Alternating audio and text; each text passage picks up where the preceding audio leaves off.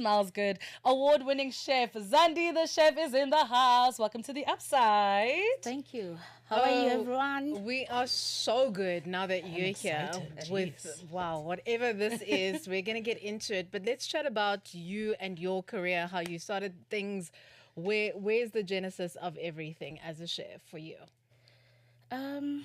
Actually, I started because of allergies. That's why I became a chef. No way. I started in my mother's house. Yeah, I grew up with allergies from red meat. I couldn't eat red meat. I would only eat vegetables. So that's the journey. Started there from my mother's kitchen. And I grew up liking to cook because no one wanted to cook for me. Yeah. Because I would be complaining that, "No, I don't want this, I want that." Then that's where it all started. See, it helps to be a fussy eater. A fussy eater who knows what to do about it. So talk to us about what you've prepped today, because I feel like I saw lobster and I knew that we were dealing with award-winning chefs now. Like, what is on our plates? Oh, wow. So we've got seafood boil. We've got a coconut butternut curry with cauliflower. And then we've got your sorghum. Coconut sorghum, creamy sorghum. Sorghum has one winter. Yeah. And we've got your salted spinach and mushrooms. Chat to us about the art when it comes to a seafood boil. We don't know too much about it. What is the... We don't. We see it on TV. But what is the art to it? Or how do we make the perfect seafood boil? Every ingredient, you must understand every ingredient. So we start with your hard vegetables, potatoes, but you make a stock first. So the quality of the seafood boil is the quality of the stock. So everything here, all the stocks are from scratch, not from the shop, not shop bought. You know your rocks. This is not your rocks. You said stocks, more than one stock in one dish. No, it's different dish. We've got a fish stock for seafood boil. We've got we use chicken stock for the vegetarian dish. Just to give it more flavor. Yeah. Zandi, I feel like chefs remind me of musicians a lot. You know, there's always that distinctness about them, right? What would you say sticks out, or is that Zandi flavored dish? You know, when we pick up this plate, what makes it a you plate? I think it's flavors. It's the journey. So as a chef, you get trained from the training from your from as a training chef. So you become like your chef because the training chef really gives more of your art. So I got trained in a fine dining. So I think it's flavors. So I travel the world. So it's got a bit of Mexican. It's got a bit of me in every way. So you get to used to how to do your sauces. You get to perfect it. So it's the whole sum of me and how I would like people to perceive my food and me, because as a chef we all have that. How you want the signature.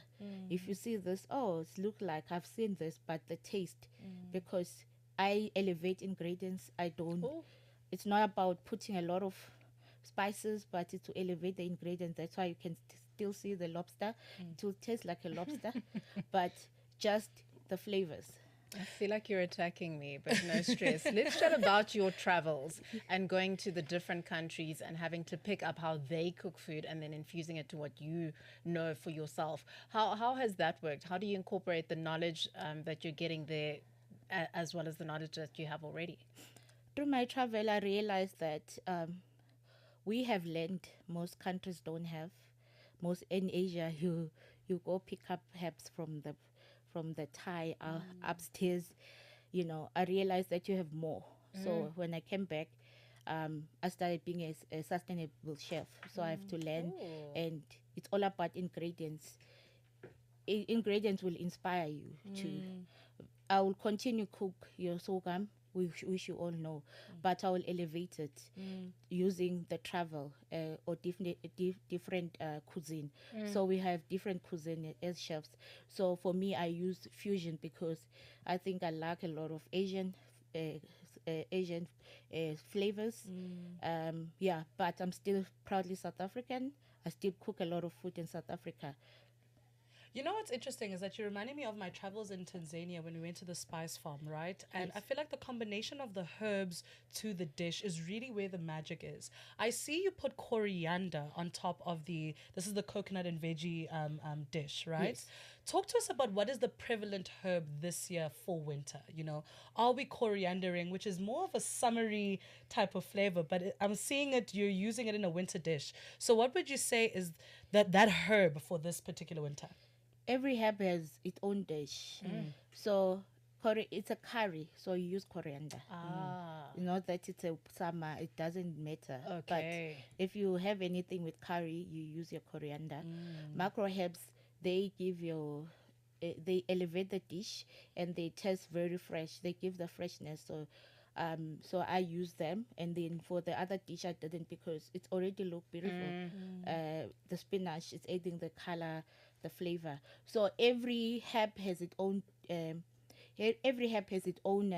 uses.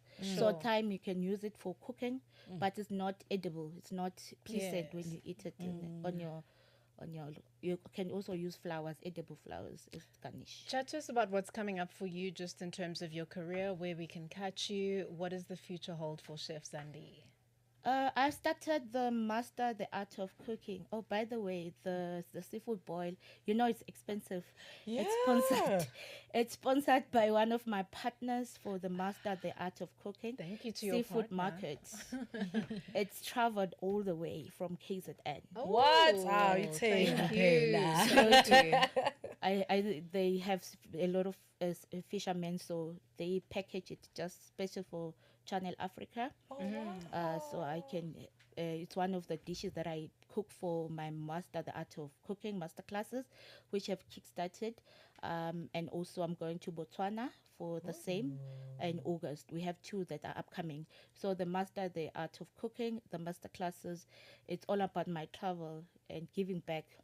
We started the one with the women for Women's Day, the one that we're doing in Botswana in August and here in Durban, and it's a culinary business. So we're taking caterers and food vendors.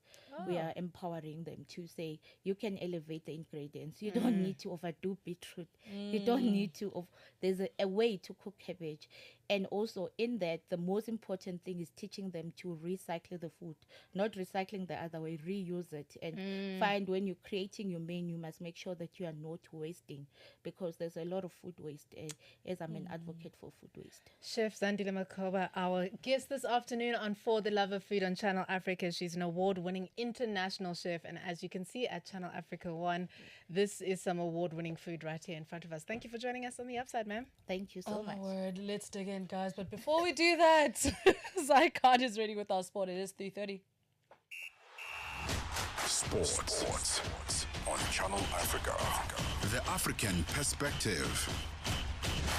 Thank you, ladies. I see you serving up some delicious ideas. We've got Bafana Bafana, the South African national men's